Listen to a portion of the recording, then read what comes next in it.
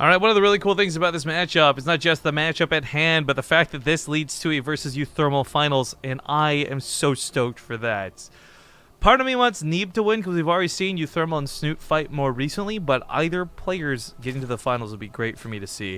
I think it'll be fun, and this should be a really good best of 3 leading into it. So without further ado, for the Corsair Cup semifinals, in the upper right side, we've got the Red Zerg, Team Liquid Snute. In the bottom left as the blue Protoss, he is Neeb. Also, quick reminder, because we were casting stuff other than just this, and we're going to be casting all week, reminder that we've got the Ting North American group starting tomorrow. And what should be really interesting with that is, we got to see Major just now, but we'll get to see Neeb again over there as well. I was part of me thinking, like, if Major and Neeb played in the finals, that'd be a bit lame, because it could take away from the match tomorrow.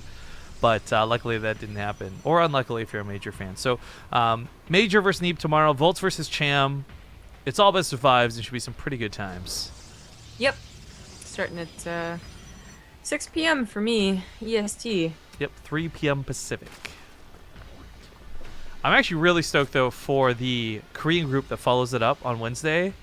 I should just look at Team Liquid, kind of forgot about it. Keen versus SOS and Patience versus Sulky. That is going to be such a sick group. Yeah. Korean group's pretty damn cool. And then after that, EU, and then actually the Snute tournament. So fun week ahead. Fun. I will say, the Korean group actually didn't give us the best games so far, and they didn't last season either from what I recall. So I'm really curious to see how that's going to measure up with this this really stacked one coming up. Actually, what ends up happening, we're not going to remember, is Europeans always give us the mixed bag. Like, some are okay, some are actually really great, the usual. Koreans, yeah, I feel like we aren't as, like, oh my god, you got to watch this. But North Americans, for whatever reason, have, like, highlight games. Yeah.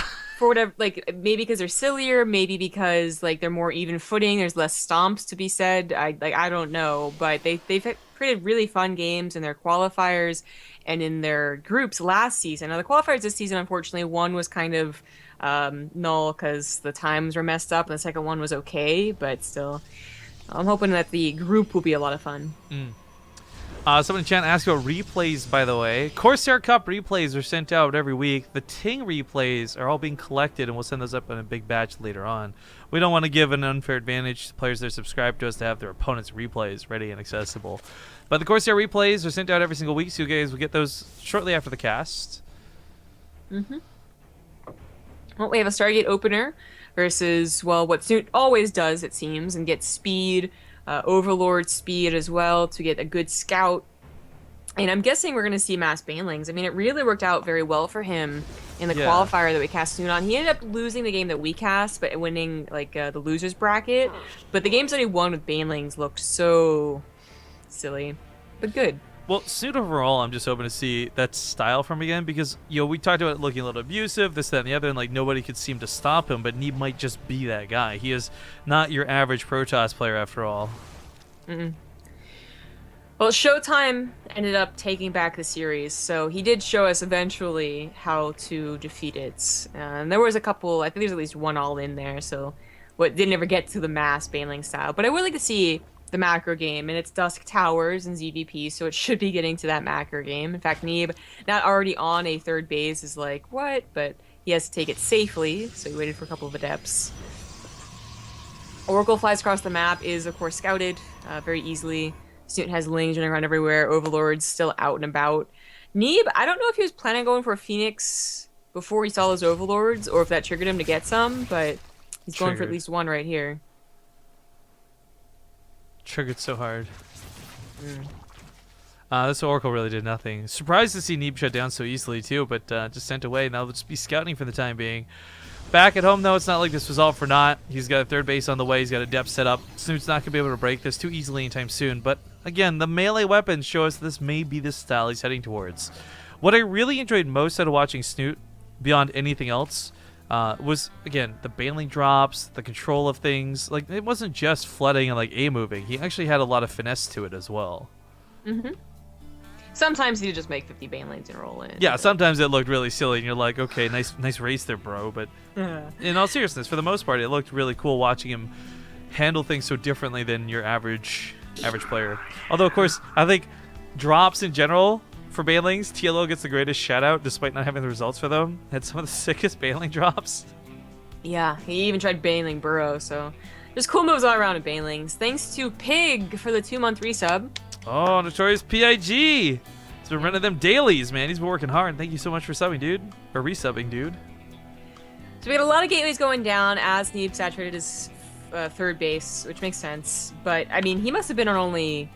Yeah, I guess he was only on 2 gateways, not even 3 because of his opener. So he added on, I think, 8 more. That's actually quite a lot. Can chat not call me Wildfire, guys? I picked that name because it was goofy and stupid and random, and I wasn't really thinking. Nope. Deers killed it. So now he has 10 gateways, and that does sound like a little, like, more than usual, right? Like, it's so often that we just see, after the third base, a very typical game. Charge Loud, Immortal, Archon, maybe Blink Stalker if they realize that banelings are out in play. But Neeb, I think, added on maybe 1 or 2 more gateways and didn't go for the second Robo, and is going for a much bigger Adept attack instead. So this is kind of an all-in. I mean, he doesn't have the gases at his third base, but obviously he has a third base. I mean, there's banelings, but Neeb, if you guys didn't see it on Reddit the other day, had the sickest highlight clip of his splits versus banelings, and even right now, as we see, look at that spread. Is he an AI? Is he even human? What the front door? No, good game. He was Terran. No, you know what he is? She's Proton. No, but that's a good point. Like, those splits, just absolutely fantastic. And showcases why banelings are not the easy mode answer. No. It was also the fact that it was a dedicated attack that... I mean, I actually haven't seen that before, to be honest. Like... It's kind of hard to scout, I imagine, too. So Snute was just completely surprised by the attack. Oh, rub my eye real quick. Yeah, I don't blame him for getting caught off guard by it. We'll go to Frost next. We'll skip the ads for this and just get into it quickly because that was kind of a short game. Snute just remarking that he loves this game. Right. Definitely not sarcastic. I also love StarCraft 2. It's my favorite game. Pretty sure like some Protosses will say the same thing. Actually, if we're gonna be honest right now, StarCraft is definitely not my favorite game. It's my favorite esport, I think I'll say right now, but Overwatch has really captivated my heart, man. Oh. Well, for me it's always been like, it's never my favorite game in general, but it's the one that I can go back to, obviously. Actually, all the time. If we're gonna say favorite game in general, Dead Space 3 and Mass Effect 3 I think are tied for #1 for me. Right, there's like so many other games. It's just, there's a difference. Like, that's why favorite movie is also really hard to answer, because there's favorite movies for when you're in a specific mood. There's movies that put you in a mood to watch it, so it doesn't matter. Like, what is your favorite movie? But anywho, I don't know. For me, it's pretty easy. Kiss Kiss Bang Bang. Like, in every situation, it's gonna be my favorite movie. Like, I will always answer with that. Well, aren't you special? I guess I am. I'm a unique snowflake in this world of chaos. Yep, snowflake. All right, ladies and gentlemen, welcome back. Game number 2 in the semifinals. Best of 3 at hand. Spawning the upper right side of Frost. It was his map pick. It is Liquid Snute. The bottom left as the blue Protoss, he is Neeb. I gotta ask, do you want to dick around and try something for the finals if Neeb wins? Oh, what? The Templar and Tal'Darim mod. Well, why? Just so we can make him like Tal'Darim versus Zerger, Terran or something, and see how that looks. Oh, just make Neeb Tal'Darim? Well, I mean, obviously it's Terran, you can't care. make them Templar. Like. Well, that's why I was confused. I was like, wait a minute, there's not a PvP in the finals. Yeah, I don't care. We'll see if he gets there first, of course. Snute is... He was shut down really hard off that first game. And I think one of the key elements of that was Neeb really... He hit him with an attack that I can only best describe as tilt-inducing. You know, it was one unit, it was massed out, and Snute had units that could defend against it, but never got to splash properly, never had the full surround. Like, it's just... For me, when I watch those attacks, even as a commentator, forget balance from them, it is kind of crazy to look at and see 10, 7, 6, however many gateways worth of adepts come in instantly on the front lines. And as a Zerg, you're like, cool, I don't even have 12 larvae. Like... Yeah, it was 10 gateways. It was a lot. But, you know, if you know that's happening, and again, it must be a very hard build to scout. But if you do know what's happening, maybe you see the warp in, and you already have like 12 banelings prepared. Imagine if 12 banelings hit the warp in of 10 adepts, you know? They can only spread so much in the warp prism, so then that's where the banelings look very, very effective. But given the chance to calmly spread and shade in with spreads, and it's not gonna work. Considering the way warp prisms work, it doesn't actually make sense that there'd be a limit to how many things they could pick up. Because they're not actually riding inside the warp prism, right? Like, aren't they? well, my assumption is like the same way it warps things in through like space and dimension, and when you click on the warp prism, its portrait is like not actually a solid like construct. It's like a lot of little things tied together with space and time. Like, I don't think it's like a dropship where you just hop into the back and you're riding in the trunk. I always assumed it was, because if it wasn't, then wouldn't they have to warp in every single time they're unloaded? You know what? I don't know. Maybe it's like short range warp-ins versus long range from Ire warp-ins. Because I mean that's what all warp-ins are, right? They come in from somewhere else in the galaxy. Huh. Interesting. Well, okay. Theory crafting aside, the last game was very interesting. Absolutely, like that was a cool build that I can certainly see just hammering hard on some like 99% of Zergs. But what's funny is that we usually see the Adept all-in on this map in the form of a 2.5, shall we call it, base all-in, where like they don't really saturate the third base and they just go for like multiple Adepts. Neeb, I don't know if he's gonna do it again, and I don't think he is. He's going for a Stargate, but it's just funny that, and adding to the surprise of the last game, that it was on Dusk Towers, not on this one. Well, on this, I'm just trying to think like. I would actually like to go back to our recent VODs and statistically look up a real number, because there's just been so many all-ins on Frost. Not just from like one race, but from everybody. Yeah. I mean, the last two games you saw on Frost were basically Drogo dying to Zerg all-ins and horizontal spawns. Oh.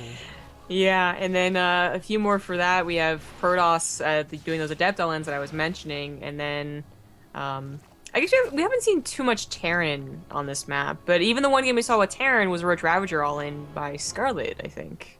Last time we cast ZVT on this map in Lima League. No good ragamuffin. Totally. Alright, so an Oracle does open this game up, like last game, but, you know, this could go into the exact same build as last game, and that would be funny / terrifying, but I don't think that it would. But it definitely means there won't be, like, a super early Adept all-in. This is off of 2 gateways, even as Adepts are going across the map. I mean, this is scary with the Oracle, because remember, the Oracle can help take on a Queen even, but it shouldn't be game-ending.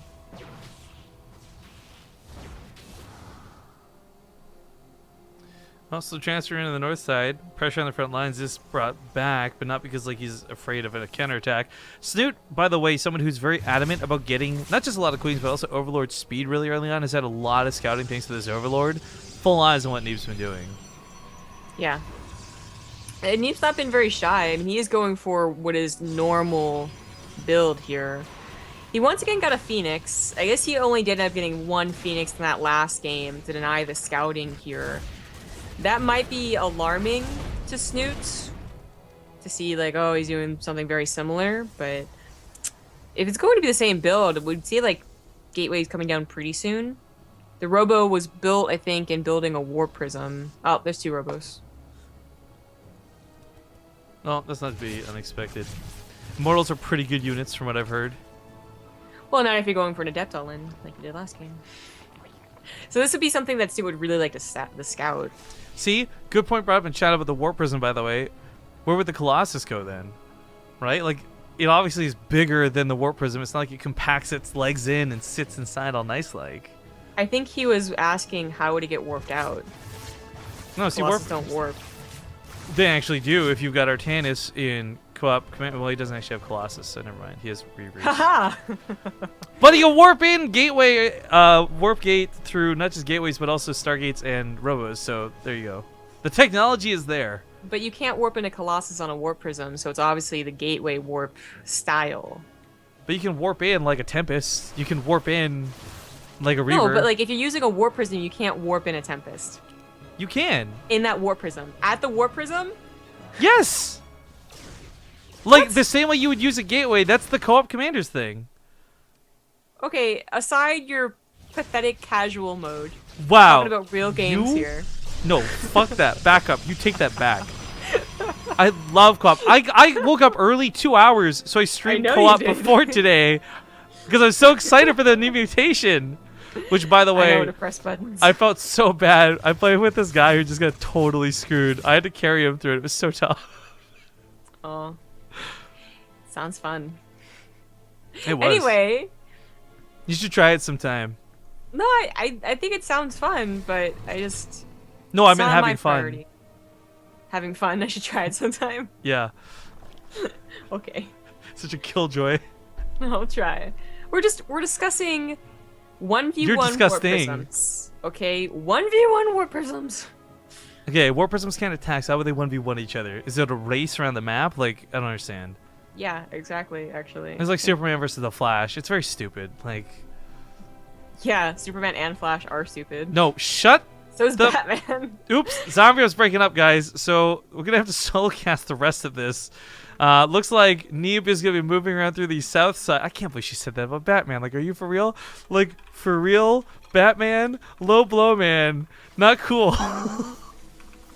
Batman is like my hero, okay? He's like the coolest comic book hero. I can't believe she would do that. I can't even. Oh, I get. Okay, well, welcome back. I'm just gonna say that you were calling me, so I wasn't, because they would have heard the boop boop boop boop boop. Well, I meant last, like, that's why, remember, you tried to fix the camera, so I wasn't sure if you wanted me to call or you were gonna call. You can call me, beat me, if you want to reach me. Do you like that I doesn't used matter the emote? where, and it doesn't matter when. Oh my god, did you? You pooped for me! I'm so happy right now. I forgive you. I think you're an idiot for the Batman opinion, but I forgive you. Anyway, we have a major fight going down here, and I'm not sure Neeb expected Roach, Ravager, Hydra, to be honest. The amount of Blink Stalkers he got felt more like he was expecting Banelings, but he definitely scouted the Hydra list in. It's not like the Stalkers can't compete with this, though. That's the big thing about Blink. The retention makes them wonderful units. If they can sit behind the back line, behind force fields, guarding shields, and of course Immortals with their barriers to soak the damage, Stalkers can certainly fight out. But this is interesting because Snute's army, while magnificent, I actually don't think can take a head-on engagement right now. Like, if he gets a surround, if he can come in from a second angle, I think that works out fantastically. But A-move versus A-move like this should be better for Neeb. As we see, the force field's going to get broken by the Corrosive Bile, so nice little cancellation on that. But, of course, there's so many force fields, and if he's Corrosive Biling these, he's not hitting the army with the Corrosive Biles. Yeah. This is usually a map situation where we see charge lots running in and Archons, you know, not Blink Stalkers, but I think Blink Stalkers definitely have their place, as you were talking about. They're actually used a lot more commonly on Ruins of Endion. We see a lot of the same push through the bottom side of the map. It's interesting to choose to go for it, I guess, when it's like this very wide potential concave here. I think Neeb actually just likes Blink Stalkers. Like, he's trying to replace Parting. More Blink Stalkers, more better. Well, I mean, that was how Party became like the best Protoss player in the world. First he was really good with High Templar charge, though. Back in the day. Well, regardless, he's going to be going into Disruptors as well, instead of just those massive mortals that we see from other Protoss. And he's still trying to take fights. Force fields are going down, whatever's left over in those force fields, that is. He is getting and almost surrounded, though, so this is getting very, very dicey. Charge lots are not charge lots, actually. They're regular zealots, just looking to soak some damage here. This fight was actually a little bit better for Snute than I expected. One of the big things, of course, removing all the sentries is really nice, but also the immortal count thinned out. But this is most important because Snute was taking an extra base while all of this was going on, and he needed time to actually get that up. Now, lurkers are on the way. That's a lot of lurkers, too, but lurkers are on the way. Neeb's moving towards the disruptors, which will be great for trying to deal with those, but just generally speaking, the momentum shift is heavily in Snute's favor. It is. He's actually looking very, very good, but the disruptors, maybe they can make something happen here. But only two. I mean, they come out two at a time. That's great, but only two for now. Here comes the first two. Of course, it takes two to kill a lurker, and that's quite a lot of lurkers. Plus, they want to kill the rest of the army. This is Neeb's fourth base, which isn't disastrous to lose quite yet, but not ideal, because he's giving it up for free. Yeah. I mean, he's been playing so well off of 3, but you can only do that for so long, and that fourth base is going to be important to that Disruptor production more than anything else. But Disruptor's looking for some hits. Ravager's close to that front line. Got to be careful. Lurker's going to get caught. 3 of them pop off. Blinks in to pick off that fourth. Nicely done out of Neeb.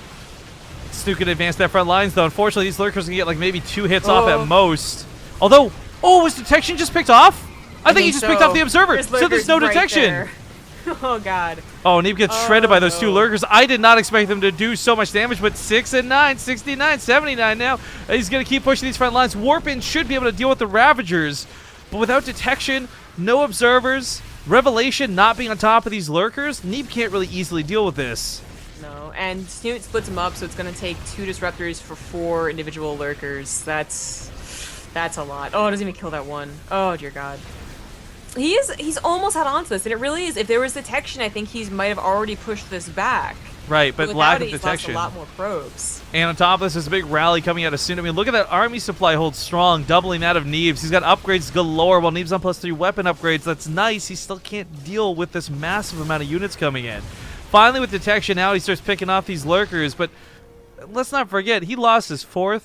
His natural's pretty much mined out. His main's mined out. His 3rd's his only source of income right now. Transferring whatever he can over to that 3rd, Oh, too. those splits out of Snute were pretty sick at the last second. That one disruptor gets a pretty good hit, though. Legs try to buy some hits on the front line. Those start thinning out, but up for the Immortals go down. GG. Snute will tie up the series 1-1. Dear Diary, today's number group used the poop emoji. It was the best day ever. I was actually hoping it was going to make you mad because I used it and you couldn't yell at me for I'm it. happy, and I forgave you, and we're going to go to ads. We'll see you guys in 2 minutes. I got to call it the snark in chat. Neeb's behind. Now it's time for him to push and win for no reason. And what's funny is I want to make fun of that statement for not being true, but sometimes it just really is. That's exactly how the match goes sometimes. It happens. But okay. Game number 3, it's tied up 1-1. We're in the ace match here for the semifinals, and the winner of this will, of course, go on to face a best-of-5 against Euthermal. Spawning in the lower right side of Invader, it's going to be the North American Hopeful? What? The North American Happy. This is champion Hopeful. I don't know. Hey guys, it's Neeb. Okay, apparently 4 hours is our cutoff. In the bottom left, Al's the red Zerg. He is Liquid Snute. Give him an adjective. It's It's not so easy, is it? Red. You could have just said handsome, wonderful, strong. I said red. I already gave it. Red is okay, red is technically an adjective. You are correct, but that doesn't count for this situation. It does. It really does. Yeah, I remember where we used to be able to go at least 7 hours before we hit this point. Good times. We're old. Fuck. Is our time in esports over? Maybe. Should we just go to an old folks home? Like a player retires and they become a caster, but what happens when a caster retires? They become a Hearthstone streamer. Hey, okay. Moving on.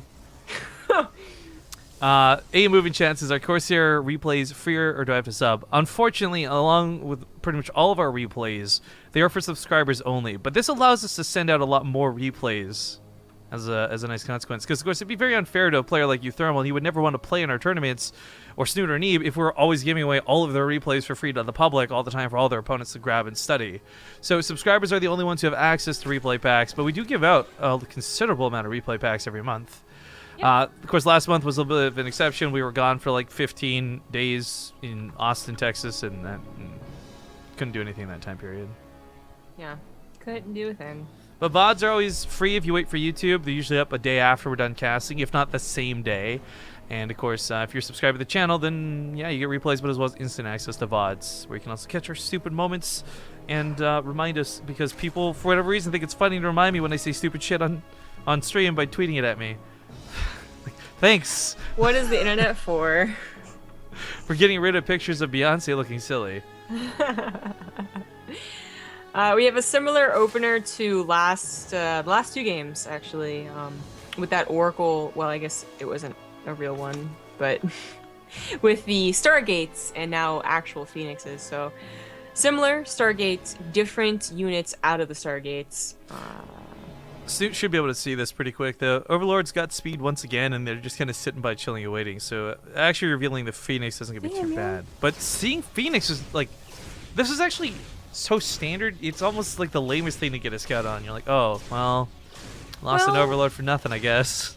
It hasn't been standard for Snute or for Neeb, so it's still important to scout that he's doing something a little bit different. I don't know. I would disagree because there's so many situations where PvZ does have a Stargate opener, and you're kind of like, well, roll the dice, like which one is it? But like Ruins of Endion, for example, you're gonna see like 100% of the maps we cast on there, Neeb or Drogo or anybody. Like I don't think a Stargate opener is so not standard. It's not the Stargate opener that I'm disagreeing with. It's the Phoenix opener because he didn't go for an Oracle this time. Okay, that's fair enough. So, I mean, the difference are very light, but like remember that. I mean, if you lose your game drastically in the first game, which he did, he lost like really hard. You're gonna be looking for similarities to the like a same all in, or if you see Phoenixes, you're gonna know that he's definitely gonna take a third. He's not gonna like 2 base adept all in me and trying to be like tricky or something like that. So. That's why I said it's still like really nice to scout that he's actually going for Phoenix, and it's not going to be the one to deny scouting into Mask Blink Stalker, whatever he did last game, you know? And it is more than one. And there is an expansion, so it is going to be macro, macro, and macro. Macro. So people really enjoyed your Hearthstone remark. Did they? I mean... Did they? I'm trying to think like what casters actually went to Hearthstone though. None. Like wasn't like shots fired Frodan, at like that's it. Like I can't think of anyone else. Like there wasn't shots fired at anyone. shots fired more appropriately would be like all the failed StarCraft streamers went on to be really successful Hearthstone streamers, and you're like, oh okay, yeah. So it's shots fired, they're successful. Haha, you're rich. Like what the fuck? Yeah, it's really not. The shots fired is not there, except that. The shots fired is in the context that going to Hearthstone is worse than being a StarCraft 2 caster, which is worse than being a StarCraft 2 player. Wait. What is this Zombie Grub would beat Rifkin? In what context, man? Zombie Grub and I have had a number of contests in strength in StarCraft and otherwise over the years. I'm talking about Hearthstone? Because he would definitely win in Hearthstone, too. That's what I was going to say. Like, Hearthstone, arm wrestling, what's up? StarCraft? Arm wrestling, it wasn't if I beat you or not. It was how long it took for you to beat me. Well, my excuse is just I wanted to hold a pretty girl's hand, so that's why I let you go for so long, okay? So... You just made yourself even more sad, though, in the eyes of everyone you just told that to. Shut up. Maybe I'm a sweetheart. Fuck you. Why you gotta be like that, man? I'm a delicate flower, god damn it. Okay, well. I don't think I could actually. I could not see where I could even try and pull that off. Like, where you're like, oh. I'm a really easily offended delicate flower, man. I've never been on the internet before, and what is Reddit? Sometimes I think people would argue that you're pretty delicate. Just not in like a, oh, people hate me way, more in like a, fuck, people hate me. Fuck you. I'm fabulous. Get over it. All right, so lots of lings, and of course, banelings with speed coming on the way for Snute. I really actually like the static defense we see coming. It's a bit uncalled for. You might be like, question mark, why invest in spine crawlers? But the last thing he wants to do is have to worry about adepts or something coming to his main while he's busy chasing around the middle of the map with these phoenixes. On top of this, what I really like about the Hydra Phoenix build, Hydra Ling build, is that the phoenixes are going to struggle to deal with it. Now this is a little bit more uncanny. What do you think about this? The Phoenixes have not scouted that yet, and there is a possibility it's not ever scouted if the focus is really on the lower half of the map. But this has been probably the most macro game on Invader I've ever seen. They both got the 4 bases without any problems. Didn't we cast someone? Was it BC and Snute? Played pretty good in macro game, or who was it we played earlier on this one? It was BC and Snute, but even that had a push on 3 bases while BC got a 4th. That's very true, actually, yeah. This is actually just... Okay, we all have 4ths and 5ths. Okay, so in like a minute, let's collide in the middle of the map. Okay, go. Okay, so since we have time, question. If you could be any Protoss unit, what would you be? A Dark Templar. Why? Because then I would be able to just hide and not fight. Did you ever see a DT warped in and just put in the corner of the map and never used for the whole game? I didn't say I'd be a very good DT. You would But be just like thinking about how to survive. you would be like that matriarch who was like the queen of the DTs that got like infested because you're like too busy just like chilling out on your planet. Is that the direction you're heading with this? Maybe did she end up dying? Yeah, Zeratul had to kill her. Remember? This is Oh, Brood that's War right. stories, man. Whatever, man. That's a lot of banelings. That is a Why- considerably large amount of Why do you banelings. ask? What would you be?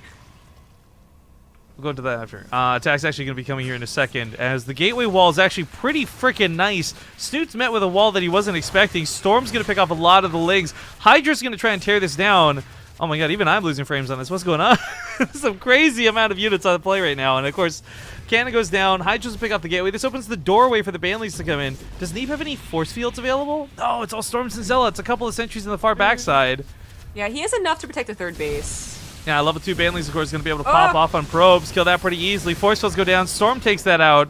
Snoot's still pressuring this base, and he's got a lot more Banelings where that came from. He morphed even more while this goes on, sitting on 52 Banelings. But those storms! Oh my god, the storms absolutely take all of them out! Snoot can't do anything. There's storms to the left of him, storms to the right. Comes in from the north side, takes out some of the Zealots, but his army's exhausted pretty quick. More Lings where this came from, though. 50 on the reinforcement path. Some run to the main. This isn't over for Neeb yet, but he did a great job with the initial defense. Yeah, those storms are so good. But more probes going down in that natural, and the fourth did end up going down, so that is going to take some time to replace. The armies are pretty even, but Snoot still has a bank that he's just not using, probably because of larva. Gold. Yeah, it's larva. Yeah, larva's gonna be a big issue. He's actually got none right now, but that gold base is giving him a lot of money to make these mistakes with. Killing that fourth base out of Neeb was pretty huge. There was also a lot of gateway production too. 4 gateways went down. Like, that's not a small amount of production. He had to build new ones in the main, and they're not even transformed yet, which is a little bit awkward. Yeah, this is still looking kind of bad for Neeb. He can maybe replace his fourth base, and maybe the storms get the same great hits, and Snoot actually starts wasting the bank that he's accrued, but it's dangerous times for Neeb, as he has to get his SimCity back up, and of course has to get those storms and force fields actually on point. So, for some reason today, more than others, people are really concerned about our rank, I guess, in chat. This is like the 3rd time seeing it brought up today. Masters League Terran, and I'm proud because I did it in the most unique way possible. Masters League Terran and Random, I think. But I don't really care because I think Masters is still very big right now. I don't really care one way or the other. I just know that I beat a lot of people better than me with battle cruisers. At the end of the day, that's all I care about. Banelings are getting caught in these storms once again, and Snute, a lot of units to lose, but once again fighting that larva problem. And it's not for lack of queens or hatcheries. He's got macro hatcheries galore, extra bases coming down. The immortals. Oh, most of the shields are down actually. So I think 2 just went down instantly to those hydras, but still a good army. Lots of storms. Fourth base is going to finish up, and he needs it. His main and natural are starting to get mined out. He needs to transfer over these probes. Not at a very good probe count, mind you, but like decent enough for what is going to be soon to be 2 bases. Archon's coming in. That's something that's been missing, I think. He had force fields, he had storms. Immortals can soak up banelings too, but it's not ideal. Archons weren't really on the front lines. Not a lot of them, at least. Now, on the front lines, they should be soaking up all the banelings if the storms do miss. Yeah, and what I'm finding really crazy about it, again, storms have just been so on point for Neeb this game. You don't really see that be the case versus banelings, at least. Usually it's force fields and other things, but as we see, once again, the banelings barely get to connect to anything. Yeah. The charge lots actually, well, chasing a baneling right now, but were kept alive from the banelings, as the immortals tanked a lot of that. And Neeb does take that good second fight that I was talking about, and Snute is getting to dangerous territory where he could just be sticking way too long on this composition. Like, this is where you start having to think about brood lords, or, well, basically brood lords. Yeah. Sorry about that. You just probably heard a little bit of weird Rifkin voice there for a moment. That's because I was trying to clip that sick baneling hit. The sick storm on the banelings.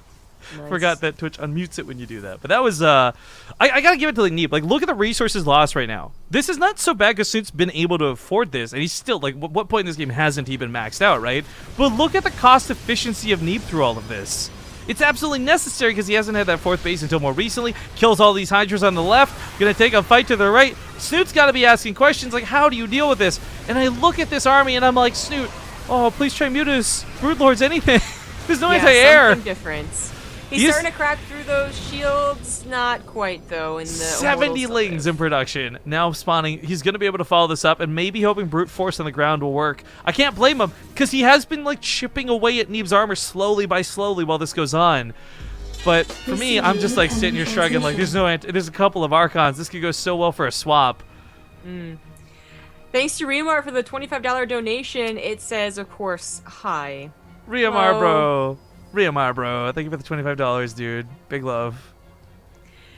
But yeah, absolutely correct. Like some type of swap should probably be going down right now for Snute. He has expanded again to the other gold base, so it's not that he's necessarily running out of minerals, but he used up his bank. Look at the income graph, though. I mean, this really explains why he's been able to get away with what he's been getting away with. Yeah. I kind of wish that when he had a bank, though, he might have invested more into upgrades. He did just stop at 211 for the last, like, 5 minutes. That's the question, though. Like, would a level 2 weapon upgrade make a difference? Obviously, storms go through everything. Doesn't matter. Immortals are going to 2 to 3 shot these units anyways. I don't think armor has a dynamic upgrade in that regard. That's true. Yeah. It probably would be better if he actually got to Hive just for original lands, maybe. The Lings could have more effective counter attacks, run-bys, and hit those immortals a little bit harder. The direction for lurkers is really intriguing to me. By the way, really impressed that he's like Neeb's held on to whatever cost efficient. He's still expanding. This is something I thought he'd be locked into 3 bases until the end of the game. 4 bases until the end of the game. Certainly didn't see him taking a 5th. Yeah, that's a little tricky. The lurkers just feel like, okay, what options do I have? I could wait for infestors. Infestors might not be a bad idea. It's got 103 links right now. But, then waiting for a hive beyond that would be a very long time. Lurkers are still the faster choice, but, I mean, they're along the same lines of counter to Neeb, where Neeb's already countering lurkers. I don't know how much they're going to help. Baits some of the army out of position, but he was ready on the north side. Neeb knew Snute was going to try and pull tactics like this. Very, very good at responding to 2 locations at the same time. Yeah, I love these stasis traps as well. In case he does have to retreat to consolidate his forces with the full surround, he retreats into a trap. Well, what I also like on that, furthermore, okay, cannons are really cool, but what I like about this a lot is the potential that, I wasn't paying attention for that 1 second while he still buys time through the stasis trap. Snute is moving towards a spire, but Neeb's moving towards a fleet beacon. I guess he's just guessing that's the pacing of the game. Yeah. I really don't think... I think even if he goes Tempest, I still think Mutas would be a great choice. Hell, even Corruptors could be funny. Consider how hard it is for Snute to actually get back through his own Sim City. Caustic Spray could actually kill some buildings. Yeah, good. Oh, here we go. I like this change up for Snute, too. He's going to go for some Overlord drops. This could be really nice, getting some links towards that main, start picking off production, but there's cannons and overcharges available. Lots of Phoenixes to catch this, so this will not be as easy as Snute was hoping it would be. Yeah. Nicely done. Just an afterthought, but better than nothing with your Phoenix that have actually contributed a lot to this game. Once again, clearing up that Overlord. Charge, let's go out to Scout, I guess. We're just running the Banelings. That was very effective. But you're right, like, the fact that they both kind of realized the pace of the game is pretty impressive. Snoot realizing that maybe he does his opportunity, first of all, to get to Hive and Aspire, and then Neeb realizing that Snute has that opportunity, and I actually get to that later game as well with Tempest. Because if he goes too quickly into Tempests, or Snute goes too quickly into Broodlords, counters could happen, and they could lose games. But they're at a pretty even standstill. They're actually getting to even bases-ish, and they're getting to that late game tech. Man, he keeps trying so badly to get these drops off, and it's just not happening. Like, Neeb has got this on lockdown. This has got to be insane for Snute. I don't know any other Protoss player I can think of off the top of my head that has ever responded to not just multi-pronged aggression, but in so many different ways. Like, if not by air, by ground, and if not by ground, by mass ground. This has been pretty cool to watch. So 2 notes. The resources lost is insane. Yes. Snute has been expanding, so that makes sense. And second, I've never seen a ZVP last this long without any Warp Prism or Dark Shrine harassment to the Zerg. That's a good point. We actually haven't seen Neeb get too proactive. He has been so focused on the defense, and who can blame him? He's had to nail all of these storms. Like, if any of these storms at any point missed, he could have lost the game. Yeah. I think it would be devastating. Like, this many bases, this much production, this could be like 5 DTs and 5 Zealot Warpanes off a Warp Prism. He needs supply. Yeah, makes sense. But yeah, he gets a Warp Prism into the main base. The army's out of position. The army gets out of position to defend against it. That's when you go to Snoot's gold bases. Like, I think a Warp Prism would actually be super, super good. Not just like a little, you killed a couple of drones, but like devastating. I feel you on this one. Even just a couple of charge lots going off, if not a dedicated like, warp in. But this is kind of funny to see. Just kind of sneak some of the lings around up here to the north, and Neeb may not be expecting this. As he wraps in here, there's one Templar, a couple of Storms, a cannon, but these should get some decent kills, I imagine. He actually sends them in first to check what's going on. Nice Storms do take care of the lings, but there's Banelings following this up. Yeah. He reacted so quickly with that. That was actually super surprising, but I'm worried that he doesn't think there's anything more, and that's just too bad. Oh wow, instant reaction once again. I guess there's not much else going on. Like Neeb he's over here at the same time. Snute does get some probe kills ultimately. 25 go down, but it is crazy to me watching Neeb where other players are hardcore tunnel visioning at this point of the game, and we're discussing the silly mistakes they're making. Neeb and Snute are playing friggin' perfectly 20 minutes into this macro game. Yeah, I mean, it's always so weird to call a game perfect. You know, that everyone makes mistakes, Okay. but Not literally perfect, but they're very damn good. they're both so fantastic, and they're both so evenly matched. It's what makes it feel like a perfect game, in my opinion. Like, regardless of what actual mistakes went down. But anyway, the War Prism still think would be a super good idea, but you know what the main problem is, and probably the reason Neeb hasn't bothered yet, because he got a Dark Shrine, but he hasn't done anything with it, is Neeb has never been able to get the same bank that Snute has, especially in that gas. That's true, and I think that's a lot of the trading. But this is a problem, though, because Snute doesn't... his bank is deceptive. He's just mining out his side of the map faster. He's, like, dipping into his trust fund, whereas Neeb just doesn't have access to it yet. Yeah. I love, by the way, this crazy wall of stasis traps, by the way. This is actually going to be really good. Insanely good at stopping Snute from just snowballing. Yeah. I mean, I really like the defensive setup. we've never seen Invaders split map like this, by the way. The closest we ever got was maybe like the Zerg took all the bases on the left or right side or whatever, but not like both players getting away with so much. So this is a treat. Not for you Thermal or Snute, probably. So, it's where it's getting late in EU. Yeah. By the way, our tournaments are usually finished by now. No, I got no complaints. I'm happy with the longer cast. But let me ask you this. What do you think about these Overlord drops versus trying to do something like a Nidus Worm? Overlord drops are more cost effective, probably. I guess so like until you lose a certain amount of them. He's only lost 2 so far, so it really isn't that bad. And it's not gas, which Snute was low on, but not the last minute or so. Overlord drops are gas, though. Well, not if you save them, I guess is my point. Like, oh yeah, because they can leave, Nidus Worms can't. Yeah, that's a good point. I just think the Nidus Worm, I'm interested in because you could put more through it, right? Overlords are limited to what they can bring, but Neeb putting down so many Stargates hasn't needed to make a huge bank and army, but he still has all these Tempests ready to go, even though there's no necessity for them until just now. Corruptors show themselves, but to much of Snute's surprise, not only is their cannons ready to defend, those Tempests will respond in turn.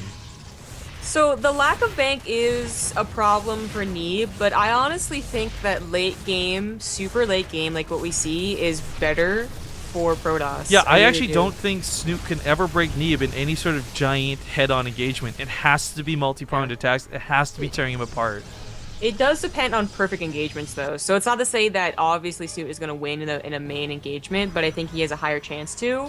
Oracles get the Revelation, we get some Storms in there, Archon's going to need the Corruptors. There's just so many more splash options for Protoss. It's funny, this is like the first time Neeb's even scouting anything on this side of the map. He has no idea what's happened. But I'm also more shocked. Snute hasn't gone more towards the direction of energy-based units. Whether it's Vipers for Abducts and Blinding Clouds, or whether it's Infestors for Fungals / Infested Terrans, he's going to perhaps wish he had headed that direction, depending on how this game goes as everything starts mining out. Yeah. Partouf? Whoa! What? Is this really Partouf? God damn! Partouf just donated $100. Because reasons? Because really? reasons. Well, Partouf, thank you. my man. You're always missed every day on the channel, man, but thank you so much. I don't have better words than that. Just thank you. You have my gratitude, sincerely. Yeah. This certainly spices up the end of a very long game, that's for certain. But this is so funny to see. Like, there's classically, let's rewind time for a moment. ZVP in this position has Spore Crawlers and Spinecrawler walls down. Vipers looking for those Abducts. All of these old school moves that I think could be applicable to this situation, but not happening. I mean, there's a little bit of a Spore Crawler wall, I guess, down here, but it's like 6 Spore Crawlers. It's hardly a wall. It's like a Spore Crawler fence. Yeah. Yeah. Stay out of my garden, you damn rabbits. Wanted to note that we finally had Snute think about those upgrades, so he's Oh. actually been upgrading to Ooh. almost all maxed out for the last couple of minutes. Well, okay, both boys are heading that direction, but this... Ooh, okay, I didn't consider with the way the layout is for this map. Taking control of either the north or the south is going to guarantee you both these bases. So this isn't just like one base denied for Neeb. This is possibly 2 to 4 bases denied for Neeb. Because let's not forget about the golds as well. So if this game does come down to attrition and Snute still continues to trade inefficiently, there might actually be enough minerals on his side of the map to do just that. Well, I feel like I haven't seen a game like this in so long. Even if it does get to late game, say like a Dusk Towers, which happens like 1 out of every 10 games, something like that, right? It's actually fairly common. If it gets to super late game, we still don't see the same just overwhelming Zerg that we saw like back in the Swarm Host days, where they'd creep forward literally with creep, move the spine crawlers, move the spores, move the Swarm Hosts, continue until they're just swamping and just nothing. There's no room to breathe for the Protoss. Been a while since we've seen that. Okay, I've got it. I want to see the old school Hyun tactic here. This is how Snute breaks it. This is how Snute wins, okay? Nidus Worm with like 15 infestors, come in, drop the infested Terrans, and then just retreat out. Yeah, right? I mean, I definitely agreed with your point on the energy crisis, whatever you want to call it. Like, Snute doesn't have anything that is energy based, and that's going to be a problem. He has literally nothing. I guess Overseers and Queens. Okay, Queens. I mean, but it's funny to call it a crisis, but it's kind of the case. I mean, on one side of this, you're worried there's going to be feedbacks. That's understandable. There's Tempest as well, so the range is a huge issue. But I just feel like Snoot's got a bank right now that doesn't matter, and that's probably why he's not thinking this direction. There's no necessity to. But it's when you start getting down to 1,000 minerals and your map's mined out and you realize you got 5,000 gas, like, oh, you wish you had made those infestors earlier. Yeah. Hell, yeah. even Swarm Hosts would be more cost-effective if you think about it. In fact, Swarm Hosts would probably be better at this harass because their ability to hit and run than these drops would be. I was going to bring that up when I mentioned Swarm Host in the first place. Oh, I love that he tried to oversee. If he got the Overseers, he could defend with DTs. Yeah, and that's what he was exactly hoping for. So almost dead, but not quite. The cannon wall proves just to be good enough, though. I mean, yeah. holds pretty well. He has the bank to put down those cannon walls now. That also means he has the bank to try and start his own harassment. We saw 2 DTs earlier, didn't really do a whole lot. I kind of wish he'd just make like 2 or 3 warp prisms like Todd style and try and just be everywhere at once as Snute develops more and more into this slower composition that, the farther it encroaches on his main and natural, the farther away it is from, Snute's main and natural, and DTs can snipe hives. Oh, Partoof says I love you alls too. That stream delay kind of sucks when you're trying to give love to people, guys. If you haven't already, give Partoof a big heart or a tasty clap in chat for us, would you? He's been around the channel for God knows how long, and he's like one of our oldest time supporters. He's the nicest dude as well on top of all that. Drones being made en masse, though, but rallied all over crazy in the map, and I don't think it's for mining necessarily, but looks like some have been segmented north side. Donation coming from Late Game. Perfect name for this. Says, thanks for the games, and thank you for the $10. Thank you. This armor upgrade out of Neeb, I mean, you don't see Protoss Air fully upgraded, rarely, if ever. It's kind of hilarious. But chitinous plating starts up, and what's funny to consider is chitinous plating might not be too bad given the situation. There's not really any immortals. Tempest, they do a decent amount of damage, but they attack way too slow to be dangerous to those 39 a shot. Like, even as we see a full volley on an Archon, that tickles an immortal. Yeah, bye Archon. Yeah, bye-bye. Mothership. Well, I guess nothing's really going to happen for a while. Snute is getting more drones to make more spore crawlers. At some point, he might also be build canceling for more broodlords or for those spellcasters we were talking about. Yes, I would like that a lot. I mean, Yeah, let's be honest. already. Who needs 117 drones this late in the game? Nobody. You're crazy. No one. I mean, I guess if his goal is to mine out everything as quickly as possible, that is actually I actually like if he keeps all these drones. If that's action intention he's made here, and this wasn't just like something silly for a lot of spore crawlers, then I agree. I think that's actually a really smart move because we talked specifically about the money count. But both players right now have a lot of money, and I don't know that that's on anyone's mind. The mothership's an interesting addition to see as well. We got a little bit of build canceling, but not much, as 204 supply over maxes for Snute. But the mothership presents a huge problem where overseers are going to be very, very necessary. And unfortunately, it's also really easy to lose overseers. But does Snute have any idle drones? Oh my god, look how much larva he has. He's got 119 larva right now. He could remax so many times. He could potentially pull a Gosu user. Do you remember that game, Gosu user versus Maro, back in last year? Where he completely killed everything and used his fully maxed out bank to about 100 mutas. Oh, that's right. Oh my god, that was. That's like, It almost worked. yeah, it almost did too. That's the funny thing. But I wonder if like with the money Snute has, he could kind of pull that off. Probably not the best choice of decisions though. It goes back towards the main with some of the Brutalists. There's really not a lot here to pick off at this point though. Gateway units aren't really that much of a priority. You don't need the Twilight Council. It's cute to see him try and push in, but just the same way that Neeb's picking off creep tumors, Snoot's not really picking off anything important either. Yeah. Neeb, I mean, the funny thing about creep right now is that while it feels just like it's a contain, you know, without spine crawlers, without units there, it's not. And it doesn't really affect engagements at this point. They're not helping banelings roll in faster, so your Marine's footing is worse, you know? Like, it just helps them put down the spore crawlers closer. It's getting a wee little base trading up in here. A little bit, but, you know, like...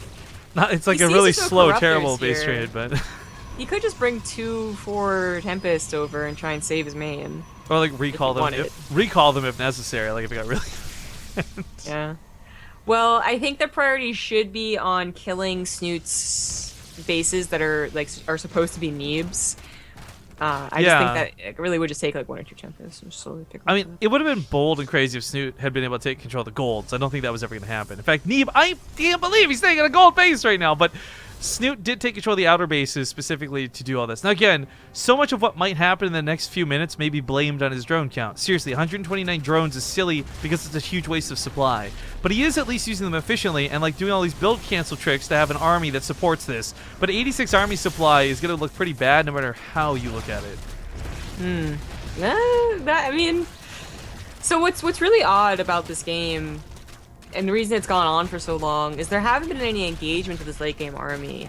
Right? Even in the most entrenched Dusk Towers games, it's usually like proking and prodding, Nidus Worms drops. Like those have really fallen off in the last 5 minutes. So I think Neeb, if he could just take an engagement and see how well he could do, that might give him more confidence, or maybe not, depending on how it goes. I want push forward even further. I want to bring this back to something that was happening earlier. Look at the unit count right now. 20 Templar is insane to consider, same with 17 Tempests. But the one thing both of these units have in common is they're slow as hell.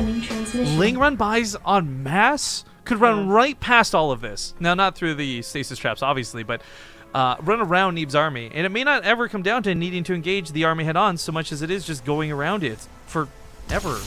Yeah. I mean, I think Ling run-bys would be pretty good. The problem is getting them in there. Cannons, stasis traps, storms. The main is now open. You know what would be so sick right now, actually? Watching this clump up, getting a fungal growth and corrosive biles. I mean, there's a lot of hypotheticals to like how you handle these situations, but I'm not even thinking parasitic bombs. Like, look at these Tempests stack. He doesn't... If only Neeb knew he had no spellcasters, and that's why I think he would...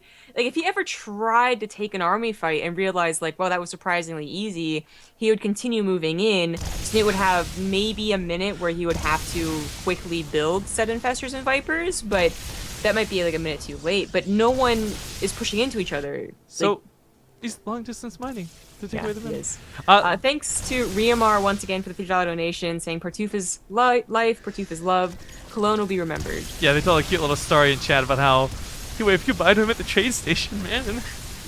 I'll never forget it. Yeah. It was really awesome meeting both of them in Germany. When we I went, was really sad we didn't get to hang out with... Because FG Squared and Borsty were there too. Didn't get to hang out with them as much as I had wanted to, but... Alright, base falls down up here for Snute. Yeah. Neeb taking slow control of the map. But really, this pressures him, and I would love to know what's going on in Snute's mind right now, what gears are ticking to deal with this, because, again, he's sitting on 27,000 minerals, 20,000 gas, and he could make anything. The world is his oyster, zombie grub. I was gonna say, I actually still have the medicine that they all gave me in Germany when I had heat stroke. But this game is silly. Snute is well practiced with this type of game. I want to note really quickly. Yeah, we've seen. He is by far the more practiced. By the time Neeb had transferred over to Protoss, the Swarm Host days were kind of over, and he probably has not had so many mech games either. I don't think he was a very big mech Terran player. So, like, I'm not saying this is going to drastically affect the game, but I can assure you that Snute knows what he's doing. Where Neeb, that might explain some of his hesitance to be maybe more bold with his army or something like that. Maybe. Hashmeister donates $5 and says, "Great games, guys. I really appreciate your endless hard work in StarCraft 2 casting. You're the best. Please keep it up. Lots of love." Lots of love right back at you, man. Thank you very much. All right, well, the Broodlords once again just getting free kills on structures. Hear me out with this hypothetical. We're going to keep hitting hypotheticals because we don't really know what's going on, right? Snoot's got so much money. What if he made 25 Vipers? Just dived in with parasitic bombs, knowing some of them are going to get feedbacked, some of them get picked off by auto attacks. Oh god, he needs a pause. Oh lord, he neads a pause. But I mean, I'm trying to think what can actually break an army of this magnitude, because I guess you gotta consider base trading is a potential option, right? At the end of the day, he still has to actually deal with this army, because Neeb could just camp over one pylon forever and just never die. I wonder if Snoot's been like holding it in for like 30 minutes. He's like, this will be a quick game. I just gotta go to the bathroom really quick. I mean, I'm getting to that point where I kind of have to go to the bathroom. You know, the point where you're gonna have to go make some pancakes. You know what I'm saying?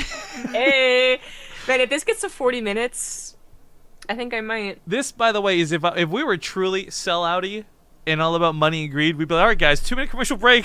We'll see you all in a couple minutes. Oh, I thought you were gonna say if we got $100 more in donation, I would go make pancakes. That was so difficult, though. My mom, like, I'm surprised she didn't ask me any questions until like the 4th time I went downstairs to like bring something back up. I would love. So here's the thing: like, we ever live together, we get a place, gaming house, etc. I would love to just actually have like a kitchen on standby with a camera that we could easily access. So if we ever went to a game like this, we could just like pop that up. One of us keeps casting, the other starts cooking.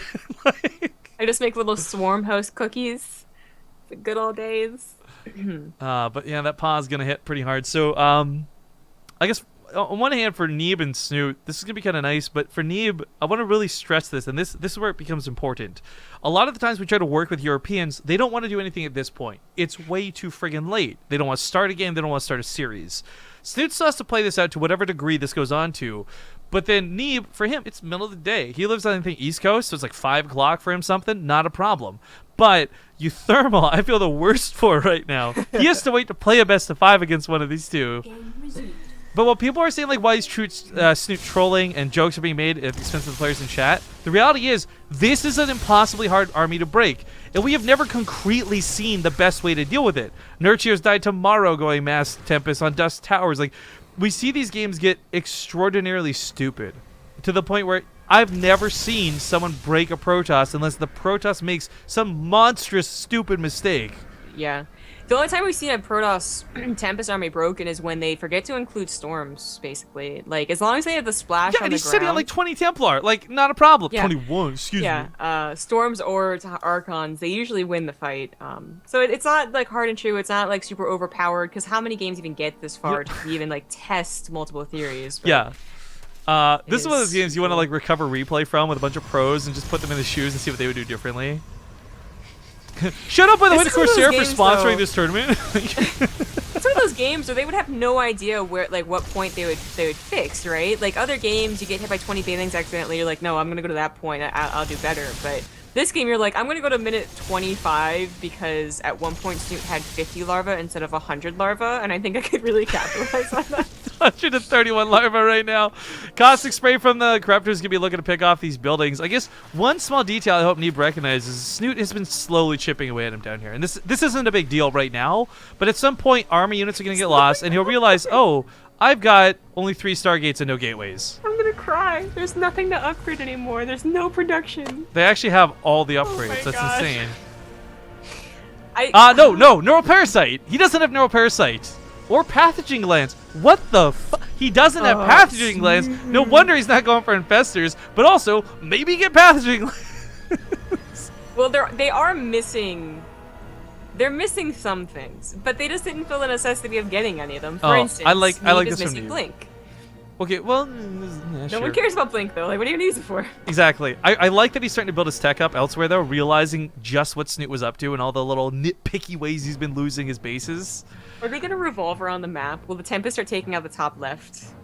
But then, what do they really revolve to? I mean, Snoot's done a great job of mining out a lot of this map. Snute took the bottom side. He did take half of the top for the minerals. A lot of these patches are mined. But man, 41,000 minerals in the bank. I'm mad looking at this, knowing that there's nothing he can do with that right now. Was this even like, I don't even think I've seen 42,000 in Heart of the Swarm, and there are more minerals. And this is on top of 40,000 resources already lost. Like, let's not forget how bad this game started off for Snute when it comes to cost efficiency. Like, I mean, I guess Invader is one of the biggest maps you could do this on. So that Hang on, guys. I need to take a leak. 1 sec. I know this is supposed to be like vile, acidic spray, but it's never going to be the case. It's always just going to be green piss coming out of alien units. Worst part is it comes out of their mouths. Yeah. Well, I mean, it's like the South Park episode where they all like ate the tacos in their butts and they would poop out their mouths. Nope. Thank God I didn't watch that one. I was thinking of the Futurama episode where the goat was barfing and then everyone else starts barfing.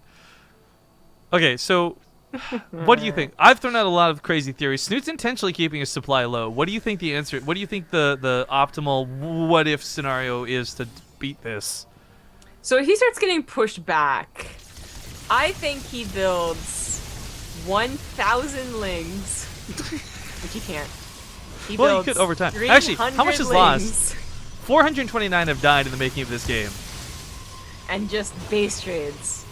Nah, actually, that wouldn't work either. Neeb is also static defensing as he advances. Like, this is so dumb.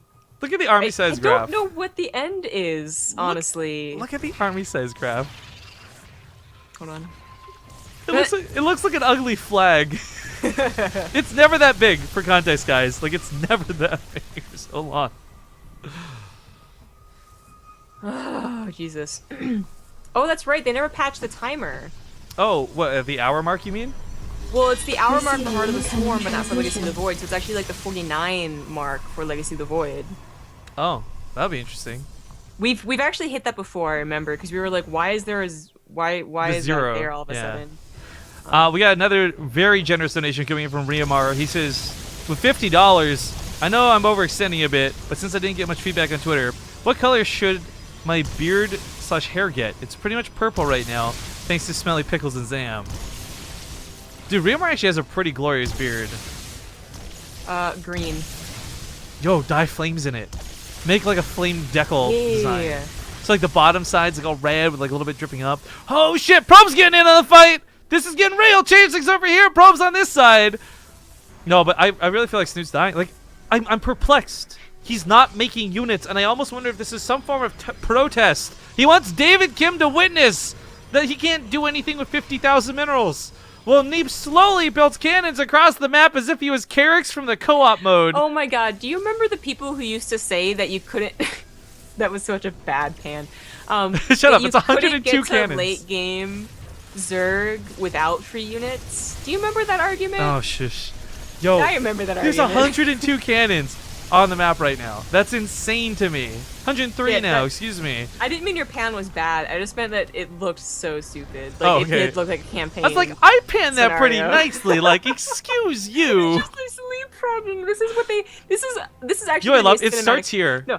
It starts. It's like a magical trail. It's the Wizard of Oz, Golden Brick Road. Like, I'm gonna bet you whenever they have like StarCraft 3 or like there's like a surprise fourth expansion, they're gonna use that cinematic pan for one of their trailers. Oh, thank you. You're welcome. But yo, look what Snoot's doing. He's making a run for it. This is his like desperate 17 plea. Ultras? They're gonna derp out all the cannons. I think this is actually the worst idea. But here's my question: can stasis traps stop a massive unit? I know that massive units don't trigger them, but can massive units get caught? Yeah. Oh man, I feel like we did answer this once before, but I can't remember. Well, because I'm just wondering, I'm wondering with scumbag broodlings. Facts. It was 87 drones were sacrificed in various ways leading up to this point. How is he ever gonna remax? He's actually on 0 workers. This was the point. 200 army supply. But this is the point. Like, but no queen. half of it's not even gonna hit the army. I wish he would get rid of the queens almost, but he needs more injects. But I was gonna say, like, this is pure army. This is Snute going as pure army as he possibly can, getting rid of all the drones, recognizing he's mined out as much as he needs to. 41,000 minerals is a lot to play with, but this is where I can't even consider a Nidusworm behind this because there's so many cannons to defend on the backside. Right? What is gonna happen? There's so many cannons to get through. Like, I don't think the ultras are actually gonna work. like, okay, they'll survive storms, and they'll survive like the first half of all the cannons on the flipping ground. But I don't know about the rest. The Corruptors are going to be stacked. The Storms, let's not forget, Neeb's always had like 21 Templars. Storms are going to be insane for this. But Ultra's looking to break too. Oh, I've never seen an Ultra one-shot before, but there you have it. By the amount of Tempest available, this is insane. No spellcasters whatsoever. He's falling back to the cannons. The Ultras are chewing through the cannons like they're made of candy and glass, but it's not going to matter. There's so many storms. The Tempests are holding strong. More Ultras and more Corruptors are on the way behind us, but Snute actually gets supply blocked. He put all the Overseers on the front lines. More storms. But this is almost working. If it wasn't for 8 Tempest remaxing at a time behind us, this almost works. If it wasn't for bajillion High Templars, I think it would have worked too. That's true.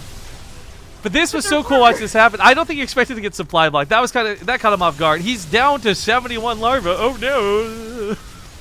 Oh my god. But he's hang all on. his queens. Like, that's actually gonna be a serious issue. He went from 103 cannons to 82. 32 ultras? Are you fucking real? When do you ever see that many ultras in production? You literally can't, because you would normally have drones. You could not normally in a normal game ever see that many ultras in production. What? What is this observer doing? What were you hoping to see? Okay.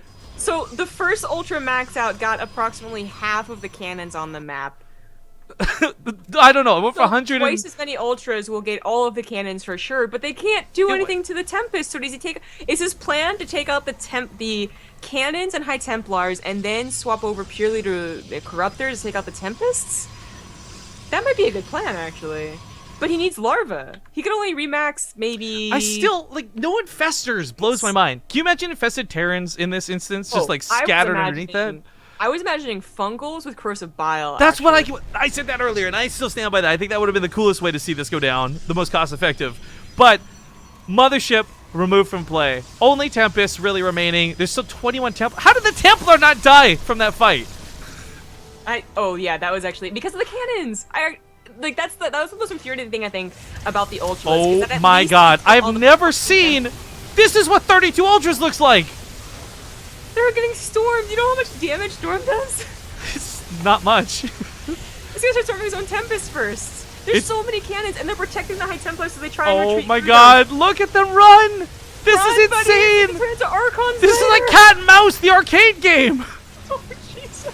Oh my lord, and you know what's crazy? Snute can still make more where this came from. He's producing 17 more. Ultras completely blitz and catch Neeb off guard. He doesn't have the ability to build immortals. I might be hyping this up a little too much, but that's because I'm hoping this works! He has still another remax, maybe? No, wait a minute. 33 more larvae. Now he's building queens too. He uses up the rest of the larvae down to 15 now, and it's all in those Corruptors. I totally forgot what he was gonna do. How many High Templars are left? God. 17! He didn't even kill any! Okay, Oh. but here's the thing. Even if you spread out them and you don't take that much damage from the Tempest, Neeb's putting down a lot more cannons to replace this. He's going to have that additional anti-air. Remember that Snute is all inning with this, by the way. Like, is he? I couldn't tell from the 0 drones on the map, Zombie Grub. It's hard to remember because he remaxed. He's gonna have the ability to probably remax a total of 5 or 6 times by this point. He's already remaxed twice. This is the 3rd time. So I don't know. I don't want to do the math.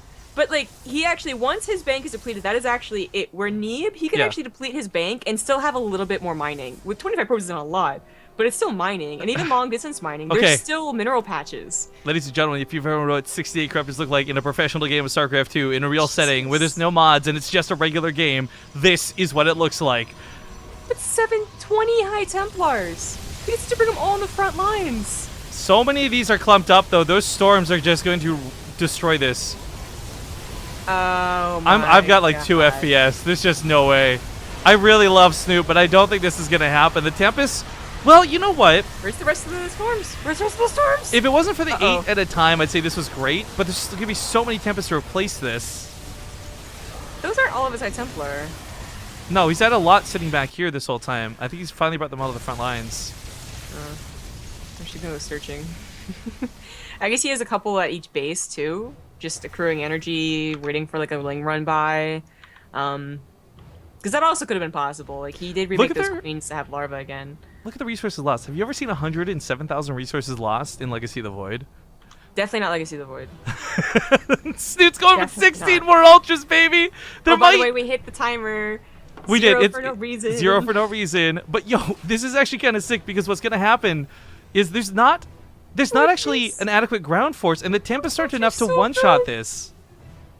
Okay, Void Rays, I don't know why we didn't say that sooner, but they're going to be good against the Corruptors and the Ultralisk. Like, they're not the only thing you should be having, but they are a very good supplement. Oh, Snoot's got 7,000 minerals to max out on Lingswith after this, and the Void Rays can't possibly keep up with that. But at the same time, there are still a gajillion cannons everywhere on the map. Like, for Snute to actually win this game through trading bases, he needs Ultras, and that's where the Void Rays would work. Let's also not forget about the million stasis traps going down, but once again, another big attack out of Snute! This one's 28 Ultras strong! He pushes through! Ling's gonna trigger some of these stasis traps. Storm's going down. So it's the last of the Templar, I believe, sitting underneath this, but the Void Rays prismatically aligned. We have our answer. Ultras cannot be stopped by stasis traps under any circumstance, and as Snute continues to push through, his army is bleeding dry. He doesn't have a lot of health left, but he's still got so many Ultras. He's actually pushed past the cannons, though, so now he's going to get into, I guess, the High Templars. Past the cannons into more cannons. Okay, sorry, more cannons. My bad, there are more cannons. But he's starting to at least get a little bit on top of the Nexus that are actually mining still. Progress? I think Neeb's done it. I think Neeb's done it. Nope, 30 more Corruptors are on the way. This is Snoot's like last remix. This is the last max out. Because I mean, the thing is, Corruptors can actually cost 6 spray, so this isn't like you stall the game out and you're dead. And they're not too bad against Void Rays, but Void Rays obviously are way better against Corruptors. There's a mothership. Oh, does Snoot even have detection? He has one. One Overseer. The last Spore Crawlers you could technically grab too. But he's not the one that's waiting for Snute. Or Snoot's not the one waiting for Neeb to push in, so still a lot of storms left over. Oh my god. The last fight, and I don't think it's gonna go well for Snute. No. He bleeds out so much just to the storm damage before even getting on top of the Void Rays. Void Rays was magically aligned. They messed him up real bad. That's gonna be the end of the game. Ladies and gentlemen, after 50 minutes, Neeb's finally won. Yep, I'm done for. David Kim, please. Limited by solution. No, I'm with Snute on this one. We've never seen anyone actually break it once it gets to this point. Like, it seems too impossible and too insane.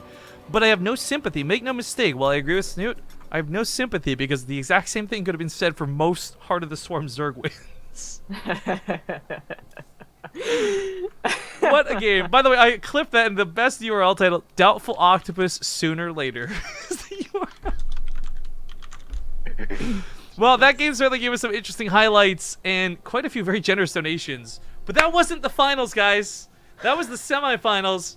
Now Neeb moves on to fight against Euthermal in a TVP Grand Finish. But we need a break.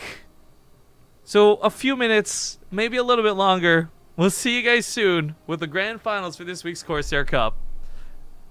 Euthermal versus Neeb TVP.